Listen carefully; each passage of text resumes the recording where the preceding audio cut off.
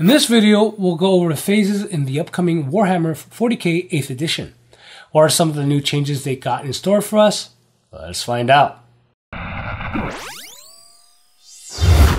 Before moving on, remember to check out the WGC website for more gaming resources and see what our other producers are doing. Also, if you like what I'm doing on this channel, please consider becoming a Patreon. This will help me consistently release videos and other gaming goodness. Okay, let's run through the phases. The movement phase is still pretty much the same. What has changed, as I mentioned earlier, is each unit has their own movement stats now.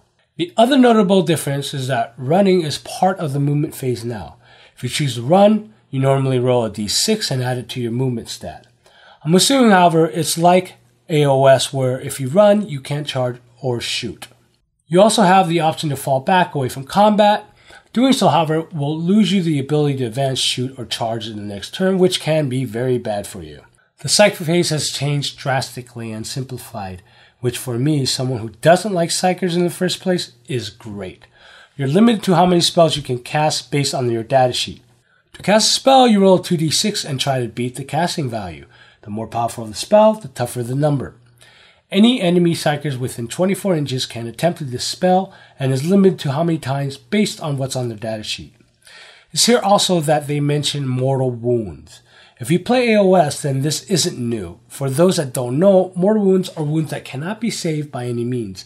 However, there might be some rare abilities in some models that can ignore mortal wounds based on specific circumstances. For the shooting phase, there's a few changes. You can't shoot at any enemies closer than 1 inch from you unless it's a pistol. You also can't shoot units that are currently in combat, but remember, you can fall back so that you can risk your unit in combat to give your shooting units a clear line of sight to the enemy unit. Now, models with heavy weapons that move are not limited to snapshots anymore. Instead, they only get a -1 hit modifier to their ballistic skill. This includes vehicles as well. Charging is pretty basic. Nothing much has changed for this phase. If you're within 12 inches of an enemy unit, you can attempt to charge normally on a roll of 2d6. Overwatch is still an option, which still hit on 6. The only difference is that instead of needing to be in base-to-base contact to engage, you just need to be within 1 inch of the unit. Remember, you can't get within an inch of a unit that you did not declare a charge against. If you do and charge multiple units this way, you'll most likely have to take Overwatch from all those units. The other kicker, you can overwatch multiple times in a phase as long as the unit is not engaged. Close combat has changed quite a bit. As mentioned, all charges get to strike first, then alternating between each player, they get to choose which unit fights next. This adds a very fun tactical element to the close combat phase. It works great in AOS. This sequence can be interrupted by certain abilities and by stratagems, which we'll discuss later. When a unit activates, they get a 3-inch free move towards the closest enemy unit. This is basically a pile-in movement. If you're smart, you can actually drag an enemy unit into combat that wasn't charged this turn by getting within 1 inch of them, denying them Overwatch in the previous phase. So it would be important on how you position your units to prevent such things from happening, especially units like gun lines. Finally, morale. This has been simplified tremendously. No more tests to fall back or regroup.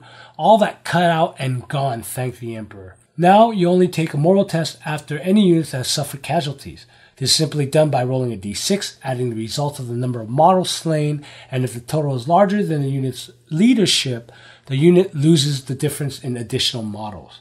This moves things quickly and represents warriors fleeing from or dying from other means during the fight.